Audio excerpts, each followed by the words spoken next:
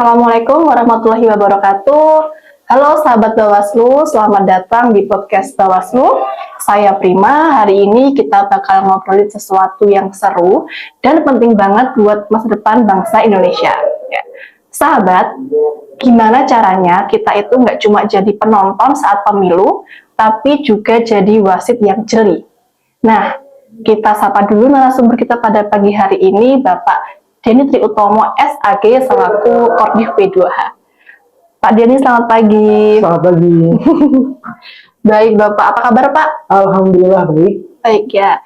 Baik Pak, langsung aja nih Pak untuk pertanyaan pertama nih untuk memantik diskusi kita pada pagi hari ini. Ketika kita mendengar kata pengawas pemilu atau Bawaslu, kan kita biasanya melihat atau membayangkan tentang staf Bawaslu yang menggunakan seragam ya Pak, yang resmi dan beratribut. Nah, apakah bisa disampaikan Pak dengan bahasa yang sederhana terkait pengawas partisipatif ini Pak? Monggo silahkan. Ya, jadi gini buat Mbak Prima dan buat teman-teman, sebenarnya pengawas partisipatif ini konsep awalnya itu sekolah ya. Jadi di 2018, 2019, 2020-an itu ada namanya sekolah kader pengawas partisipatif. Sehingga setelahnya pada masuk di periode-periode kemarin, terutama di 2024, 2025, dan sekarang 2026, itu konsepnya menjadi pendidikan pengawas partisipatif. Itu apa sih sebenarnya? Sebenarnya iya, memang kalau pengawas itu ya kita-kita ini yang berseragam. Jadi dari Bawaslu sampai nanti pengawas desa itu pengawas. Nah, masyarakat itu perannya seperti apa? Yaitu membantu kita. Jadi seperti slogannya Bawaslu, jadi bersama rakyat awasi pemilu. Jadi pengawasan ini bukan hanya dari Bawaslu, tapi memang masyarakat juga bisa ikut mengawasi. Nah, caranya gimana? Yang penting itu bisa berkoordinasi dengan kami. Kalau tidak berani menegur, kalau ada pelanggaran, ya silakan lapor ke Bawaslu. Atau mungkin bisa menginformasikan lah. Kalau laporan itu dianggap, wah kok melapor, saya nggak berani melapor. Ya paling tidak menginformasikan bahwa ada kegiatan ini di sini, kok rasa-rasanya seperti ada pelanggaran, ya itu bisa memberikan informasi kepada Bawaslu, terutama yang paling bawah lah di tingkat PKD. Mungkin seperti itulah konsepnya pengawas partisipatif itu, masyarakat ikut membantu mengawasi. Oh iya, baik. Jadi semua elemen masyarakat itu memiliki ini ya Pak, daya kritis juga ya untuk mengawal pemilu. Tetapi ini Pak, pertanyaan berikutnya nih, kenapa sih Pak Bawaslu itu merasa perlu banget melibatkan masyarakat umum? Karena adanya program juga kan terkait pendidikan pengawas itu Pak. Jadi gini, yang pasti itu kita bisa memberikan ilmu kepada masyarakat di program pendidikan pengawas partisipatif. Kenapa? Ya, karena jangan sampai masyarakat itu ikut mengawasi, iya itu penting, tapi juga kita punya kewajiban untuk memberikan pemahaman-pemahaman kepada masyarakat apa toh dalam pemilu itu yang boleh dilakukan oleh peserta, yang boleh dilakukan oleh masyarakat, dan apa yang tidak boleh. Itu kita berikan ilmu-ilmu dasarnya kepada masyarakat lewat pendidikan pengawas partisipatif, agar juga tidak keliru. Jangan sampai menegur ternyata itu hal yang diperbolehkan. Nah, itu kan juga jangan sampai hal-hal seperti itu juga terjadi agar di lapangan tetap kondusif. Jadi semacam pendidikan untuk demokrasi ya Pak. Betul. Ya. Jadi untuk mengajak seluruh elemen masyarakat, baik itu yang masih pemilih pemula atau mungkin yang sudah sudah berpengalaman juga bila boleh terlibat ya Pak, menjadi pengawas Bawaslu sebagai di pendidikan program P2P ya Pak ya. Betul.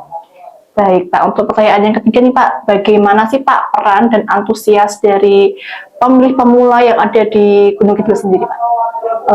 Oke, kalau ini sebenarnya kalau kita melihat dari antusiasme di pemilih cukup tinggi ya, di pemilu kemarin juga cukup tinggi, di pilkada walaupun turun tapi juga masih dalam kategori yang tinggi untuk memilih.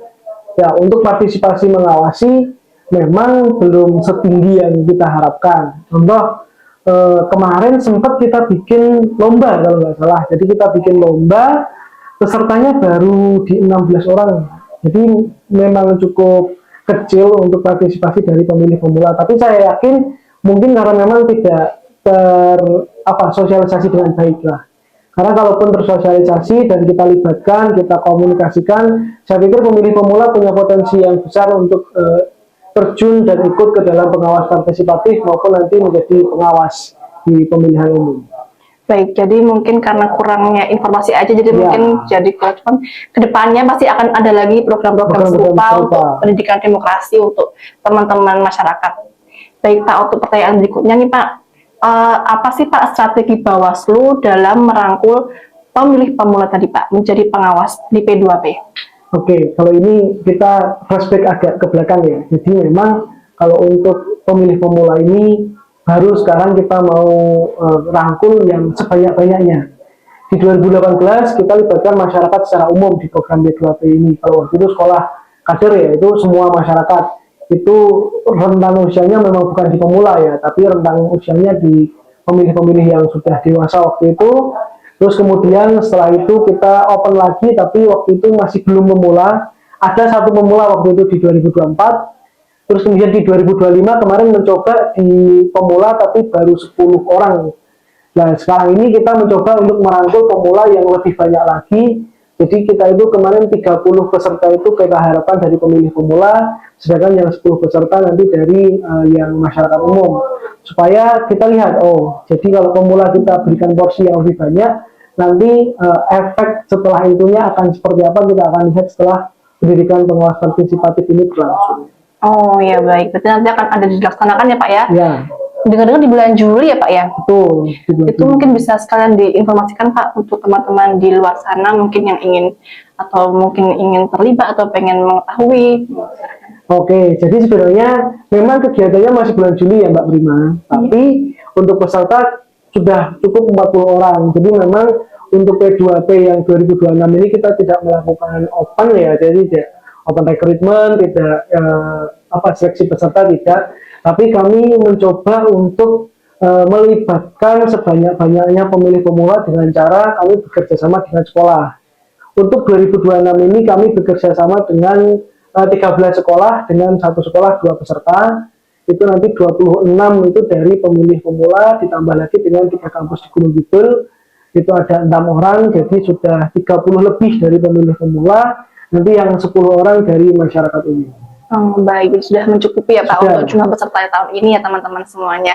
Baik Pak, ketika nanti sudah resmi jadi alumni P2P itu Pak, nanti ketika mereka itu melihat di lingkungannya nih ada mungkin melihat politik uang atau mungkin ada mungkin hoax di grup WhatsApp RT, itu mereka apa sih yang mereka bisa lakukan yang aman dan tepat gitu Pak untuk Jadi sebenarnya apa sih tujuannya untuk P2P ini? Jadi tujuannya P2P ini bagaimana kami sebagai tanggung jawab Bawaslu itu ikut mensosialisasikan apa-apa yang boleh dilakukan oleh masyarakat. Lebih ke seperti itu. Nah, tindak lanjutnya seperti apa? Tentu kami harapkan kalau ada pelanggaran itu dilaporkan kepada Bawaslu. Itu tentu tujuan dari Bawaslu lembaga pengawasan seperti itu. Tapi sebenarnya ada satu sisi yang lain, yaitu di sisi pencegahan. Bagaimana masyarakat juga bisa ikut mencegah terjadinya pelanggaran-pelanggaran. Contoh, melihat di grup WhatsApp RT, kan ada dua kemungkinan. Bisa aja itu di screenshot atau diteruskan dikirimkan kepada kami sebagai laporan. Atau justru juga bisa juga ikut mencegah bahwa ikut menyadarkan masyarakat bahwa hal ini itu tidak boleh dilakukan walaupun di grup WhatsApp. Itu tidak boleh dilakukan sehingga mungkin bisa ditarik kembali atau bisa diklarifikasi bahwa ini tidak boleh dilakukan di masa-masa pemilihan umum. Atau juga paling gampang saat melihat pemasangan baliho. Kalau ada pemasangan baliho yang dipaku di pohon, ya kan tidak perlu langsung kalau melapor ke Bawaslu itu agak panjang. Tapi kan bisa didatangi terus diingatkan, Pak tidak boleh dipaku. Aturannya tidak boleh dipaku, silakan dipasang, yang penting sesuai dengan peraturan. Nah itu kan bentuk partisipasi, tidak harus melapor tapi juga ikut mencegah sehingga tidak terjadi pelanggaran. Mungkin seperti itu yang sederhananya yang bisa dilakukan oleh masyarakat. Wow, jadi juga sama-sama menjadi Bawaslu kepedagang kita ya Pak di masyarakat, menjadi mata dan telinga untuk keadilan pemilu di luar sana seperti itu.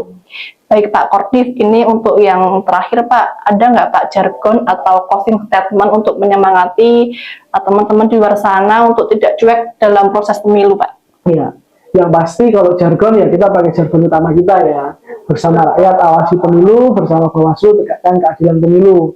Tapi kalau terkait dengan pesan kepada masyarakat, yang pasti kami ingin menghimbau kepada masyarakat bahwa mengawasi pemilu, mengawasi jalannya demokrasi itu memang tugas utama Bawaslu. Tapi masyarakat juga punya peran di sana supaya menjamin bahwa dalam pemilu itu tetap kemurnian suara rakyat itu terjaga dari bawah, dari diawasi, dari pelaksanaan, sehingga demokrasi berjalan dengan baik, yang terpilih juga melalui mekanisme yang baik.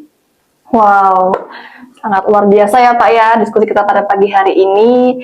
Jadi kesimpulannya teman-teman, pemilu yang bersih itu bukan cuma tugas kita saja sebagai penyelenggara, tetapi tugas kita semua sebagai masyarakat. Nah, jangan cuma jadi warga yang memilih datang ke TPS, mencoblos lalu pulang, tetapi jadilah mata dan telinga untuk keadilan pemilu. Saya Prima, saya pamit undur diri. Bersama rakyat, awasi pemilu. Bersama Bawaslu, tegakkan keadilan pemilu. Sampai jumpa. Terima kasih.